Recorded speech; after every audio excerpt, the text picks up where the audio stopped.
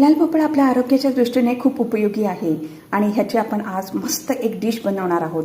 तर आपण आता काय करायचं आहे, हा स्वच्छ करून घ्यायचा आहे आणि धुवून किसून वाफवून घ्यायचा आहे। लाल भोपळा किसून घेतला आहे। आता 2-3 मिनिटं आपण वाफेवरती शिजवून घेऊया। लाल भोपळा आता वाफवून झालेला आहे। हा 1 कप आहे। आता ह्याच्यामध्ये आपण अर्धा कप चिरलेला गूळ घालायचा। चवीप्रमाणे मीठ घालूया आणि मिक्स करूया। आता हे 5 मिनिटं आपण झाकून ठेवूया। आता हे मिश्रण थंड झालेलं आहे। ह्याच्यामध्ये आपण गव्हाचं पीठ घालूया।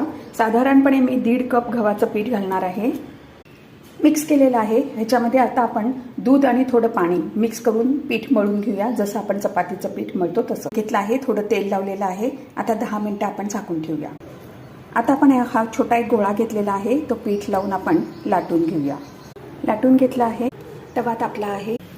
पराठा उलट केलेला आहे, त्याच्यावरती तेल लावलं आहे। आता हा भाजून घेऊया।